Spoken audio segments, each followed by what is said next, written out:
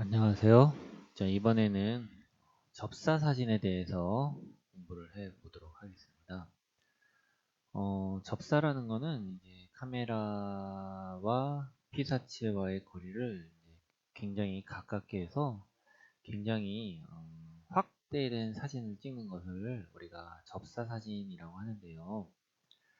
예를 들자면 이와 같이 파리를 굉장히 가까이서 찍어서 파리의 그 자세한 모습을 볼 수 있죠, 그쵸?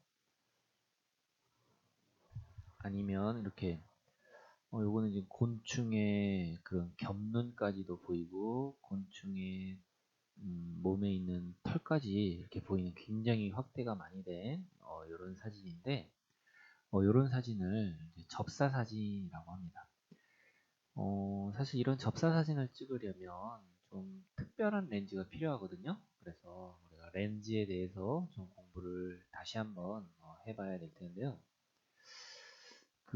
여러분들이 사용하는 렌즈는 보통 우리 번들 렌즈라고 하는 것을 이제 사용하게 됩니다. 번들 렌즈는 카메라 바디와 이렇게 함께 판매되는 이런 렌즈인데요. 캐논 EOS 600D나 650D 번들 렌즈 세트를 구입하면 바로 이런 캐논 EF-S 18에서 55mm, f3.5에서 5.6, IS2 렌즈 이런 렌즈를 같이 이렇게 판매를 하고 있고요. 여러분들 대부분 이 렌즈를 사용하게 됩니다. 여기서 EF-S 렌즈가 무슨 뜻인지는 기억이 나시죠? 크롭 바디용으로 좀 이미지 서클이 작은 렌즈다라고 설명을 드렸고요. 18mm에서 55mm는 초점 거리를 뜻합니다.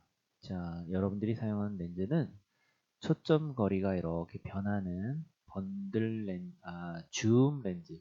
초점 거리가 변하는 렌즈를 줌 렌즈라고 하거든요. 줌 렌즈를 사용하게 되고요.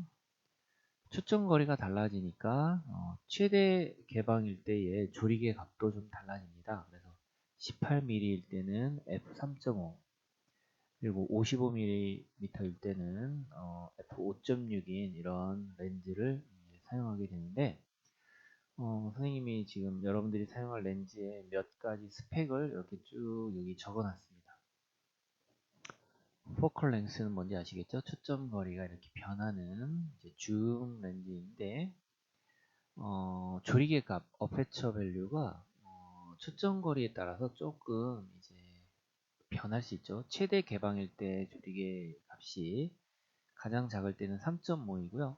그러니까 초점 거리가 18mm일 때는 3.5, 55mm일 때는 5.6까지 변한다 그래서 3.5에서 5.6이라고 써 있는 건데 그 각 초점 거리에 따라서 최대 개방일 때의 그 조리개 값이 이렇게 여기 쭉 써 있습니다. 그쵸? 자, 그 다음에 대각선의 그 앵글 오브 뷰는 필드 오브 뷰를 뜻하는 거예요. 시야각을 뜻하죠. 그래서 18mm일 때는 대각선의 시야각이 약 74도 정도가 되고요. 그 다음에 55mm일 때는 27도 정도가 되는데 보통 표준 렌즈가 시야각이 어느 정도라고 그랬죠? 50도 정도라고 그랬잖아요. 그러니까 50도를 중간으로 놓고 약간 그보다 광각도 가능하고요. 이게 광각이네요. 74도. 광각도 가능하고 약간 망원도 되는 이런 표준 줌 렌즈를 여러분들이 쓰게 되는데 여기서 설명하고자 하는 건 바로 뭐냐면 클로지스트 포커싱 디스턴스는 뭐냐면 이 렌즈로 사진을 찍을 때 최소 촬영 거리라고 이렇게 이야기하기도 하는데 적어도 렌즈로부터 얼마 이상 떨어져야 되느냐? 25cm, 0.25m 이상은 떨어져서 사진을 찍어야만 초점이 맺히도록 이렇게 설계가 되어 있는 렌즈예요. 이것이 이 렌즈 옆면에 보면 이렇게 써 있습니다. 그리고 이 앞에 나사산에다 이 앞쪽에 이제 필터를 끼우게 되는데 이 필터는 지름이 58mm짜리 필터를 우리가 사용할 수 있고요. 조리개 날개의 숫자는 6개, 그리고 최대 배율은 0.34배다 라고 되어 있는데 이 배율에 대한 설명 또 드리고 그 다음에 이 최소 촬영거리, 최단 촬영거리에 대한 설명을 오늘 좀 드리려고 합니다. 그래서 일반적인 렌즈는 이런 최단 촬영거리가 있어서 요거보다 더 가까운 쪽에서는 이제 초점이 맺지 않는 이런 특징이 있어요. 그래서 카메라 렌즈에 의해서 보통 우리가 배율을 이야기하는데 배율을 이야기할 때는 실제 물체의 크기가 이미지 센서의 얼마만큼의 크기로 상을 맺게 되느냐로 우리가 배율을 이야기합니다. 그래서 실제 이 물체의 길이를 x라고 했을 때 이미지 센서상의 상의 크기가 0.5배 정도 되면 배율이 0.5배가 되겠죠. 그렇죠? 이런 식으로 배율을 정하는데 여러분들이 사용하는 렌즈는 최대 배율이 0.34배다라는 의미예요. 이것이. 자, 대부분 렌즈는 1배보다 작아요. 여기 실제 물체 크기보다 상의 크기가 더 작은 거죠. 그쵸? 이미지 센서는 작으니까요. 그쵸? 이렇게 작게 상을 맺게 되는데 간혹 가다가 이렇게 상이 크게 맺히는 그런 렌즈를 만들기도 합니다. 이때 실제 물체의 크기하고 상의 크기하고 1대1이 되는 배율이 1배 이상인 렌즈를 우리가 특별히 뭐라고 부르느냐? 접사 렌즈다 이렇게 부르게 되는 거고요. 배율이 1배 이상이 되면 이제 굉장히 좀 확대를 할 수 있는 이런 렌즈인데 이런 렌즈는 특별하게 접사 렌즈, 영어로 매크로 렌즈라고 해서 렌즈 겉면에 매크로라고 이렇게 써 있어요. 매크로. 얘는 초점 거리가 100mm인 매크로 렌즈가 되는 거죠. 배율이 1배 이상이 되는 그런 렌즈다라는 의미예요. 그 다음에 이것도 50mm 렌즈인데 여기 컴팩트 매크로 렌즈라고 되어 있으니까 얘도 배율을 크게 할 수 있는 이런 특별하게 접사 전문으로 나온 이런 렌즈를 써야 되는데 이런 접사 전용으로 나온 렌즈는 가격이 좀 비싸요. 지금 이 렌즈 같은 경우 1,500달러라고 이렇게 써 있네요. 그죠? 얘 같은 경우 캐논에서 나온 65mm 렌즈인데 1배에서 5배까지 이렇게 확대할 수 있는 그런 매크로 렌즈인데 구조를 보면 어떻게 되어 있냐면 여기 앞쪽으로 이렇게 렌즈를 쭉 뽑아 올리는 이런 구조를 하고 있습니다. 이렇게 접사 전용으로 설계되어서 판매되는 렌즈는 렌즈 자체의 가격이 비싸기 때문에 우리가 가지고 있지 않고 이렇게 사용할 수는 없고요. 그 대신 어떤 방법으로 쓰려고 하냐면 보통 이렇게 렌즈가 이렇게 실제 물체보다 더 작게 상을 맺는다고 한다면 이 렌즈와 센서 사이에 익스텐션 튜브라는 걸 끼워 가지고 렌즈를 앞쪽으로 쭉 뽑아내는 거예요. 그러면 뒤에 투영이 돼서 이렇게 상의 크기가 커질 수가 있는 거예요. 1배보다 더 커지게 만들 수가 있는 거죠. 이런 것을 영어로는 익스텐션 튜브다 이렇게 얘기하고 우리말로는 접사링이다 라고 이렇게 이야기를 합니다. 접사링을 쓰게 되면 이 물체의 상이 이렇게 투영이 되면서 이미지 센서에 실제 물체보다 더 큰 상이 맺어지게 되면 바로 이런 모습의 사진을 찍을 수 있게 되는 거예요.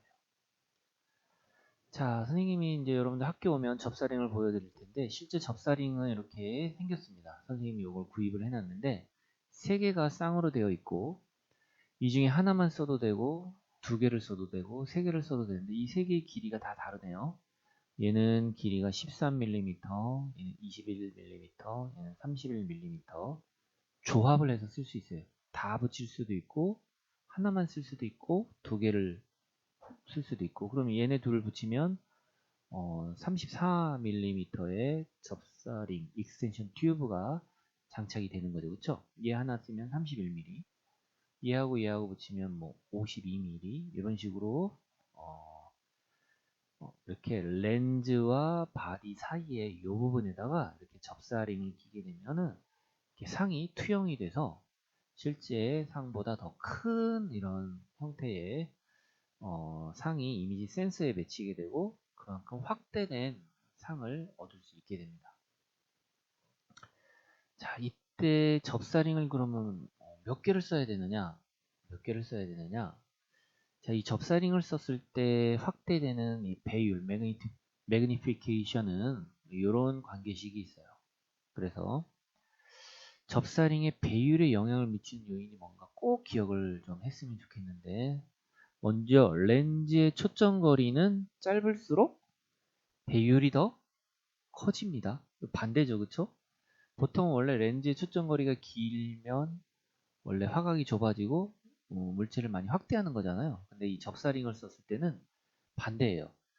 포컬 랭스, 이 초점 거리가 긴 렌즈일수록 배율이 작아지고요. 그 다음에 익스텐션, 요 연장통의 길이가 길면 길수록 배율이 커지는 관계가 있습니다. 계산을 할 필요는 없지만 얘네들이 어떤 관계가 있다라는 것은 꼭 기억을 해둬라 이겁니다. 꼭 기억을 해두면 좋겠는데, 자, 그래서 예를 들어서 여기 표를 한번 보세요. 표를 보면 50mm 렌즈가 있을 때 보통은 익스텐션 튜브를 쓰지 않으면 0.15배의 배율을 갖는데 12mm의 그 익스텐션 튜브를 쓰게 되면 배율이 이렇게 0.24배로 더 커지게 된다. 이런 얘기예요. 더 커지게 된다. 그죠? 익스텐션 튜브의 길이를 늘리면 배율이 더 커지죠.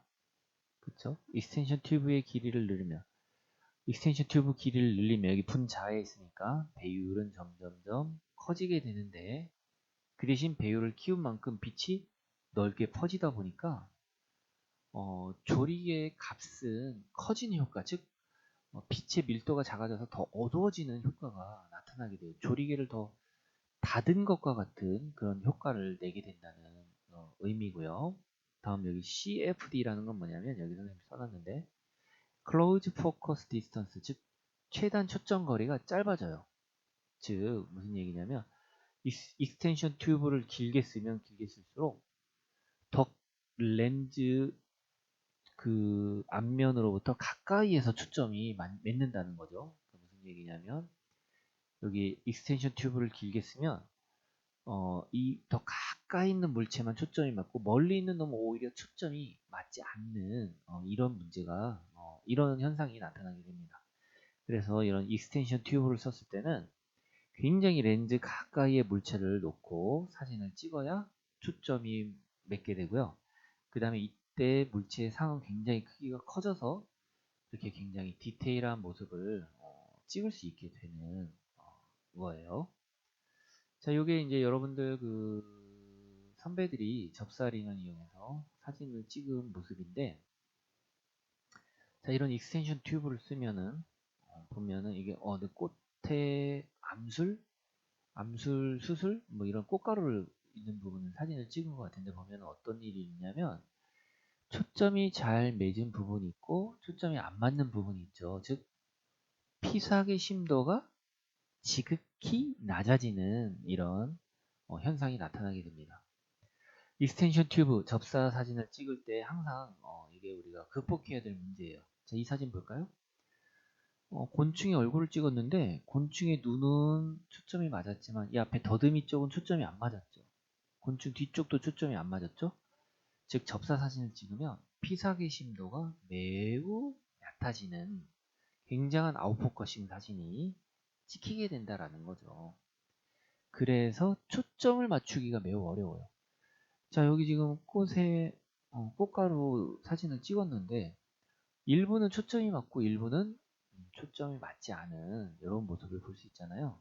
그래서 이게 우리가 접사링을 썼을 때 이런 문제를 우리가 해결해야 되는데, 이때 어떤 방법을 쓰기도 하냐면 바로 이런 방법을 쓰기도 해요. Increasing DOF는 뭐죠? Depth of Field, 피석의 심도를 증가시키기 위해서 포커스 스태킹이라는 방법을 써요. 즉 피삭의 심도가 낮으니까 여기 보면 초점이 맞은 부분이 있고 안 맞은 부분이 있잖아요. 이런 것들을 여러 장을 찍어서 스태킹, 쌓는다라는 의미인데, 초점이 맞은 부분의 픽셀들만 이렇게 모아서 사진을 합성하는 거예요. 자, 여기 보면 72프레임을 찍어서 초점이 맞은 부분만 합성을 했다, 이런 의미인데 이런 방법으로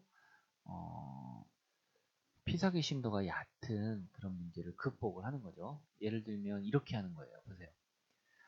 여기 노란색으로 표시된 부분은 초점이 맞은 부분이고 그 다음에 다른 부분은 이제 초점이 안 맞은 부분인데 초점이 맞은 부분만 쭉 픽셀들을 모아가지고 붙이는 거죠. 이런 식으로. 그러니까 물체와의 거리를 조금 변화시키면서 초점이 맞은 부분, 피사기 심도가 얕으니까 초점이 맞은 부분의 사진을 쭉 다르게 잘라 모아가지고 초점이 안 맞은 부분은 버리고 초점이 맞은 부분만 이렇게 붙이는 소프트웨어적으로 붙이는 이런 방법을 쓰는데 이런 것을 우리가 포커스 스태킹이다 라고 하는데 뭐 사실 선생님도 이 방법을 직접 해보진 않아가지고 여러분들한테 실습해보라고 하진 않겠습니다. 하지만 우리가 접사 사진을 찍을 때 해결해야 될 문제점은 바로 피사기 심도가 너무 얕아서 이렇게 초점이 맞는 부분과 맞지 않는 부분이 있을 때 초점이 맞는 부분만 골라서 다시 이렇게 초점이 전체적으로 잘 맞은 사진처럼 합성하는 방법을 쓰기도 한다 라고 알아두시면 좋을 것 같고요. 자, 아까 설명했던 것 중에서 다시 한번 강조하자면 우리가 접사링을 사용할 때 배율은 이런 관계가 있다는 거 꼭 기억하세요. 나중에 여러분들 접사 사진 찍을 때 초점 맞추기가 굉장히 어려워요. 그럴 때 여러분들 만약에 초점 거리가 짧은 렌즈를 쓸수록 배율이 더 커진다는 거 꼭 기억하시고요. 그러니까 여러분들 줌 렌즈에서 여러분들이 사용하는 렌즈는 이거거든요. 18mm와 55mm 중에 누가 더 배율이 크게 커진다고? 같은 그 접사링을 사용했을 때 18mm가 배율이 오히려 더 커진다라는 의미예요. 아시겠죠? 나중에 이것도 한번 여러분들 접사링을 들고 또 사진을 실습 사진을 찍어서 제출해야 되니까 그때 한번 해보도록 하고요. 저 접사 촬영할 때 사진 촬영하는 방법은 여기 써놨는데 이거는 실제로 여러분들이 사진을 찍을 때 그때 참고해서 이걸 보고 참고해서 사진을 찍으면 좋을 것 같습니다. 그래서 접사 사진에 대해서 선생님이 간단하게 설명드렸습니다. 감사합니다.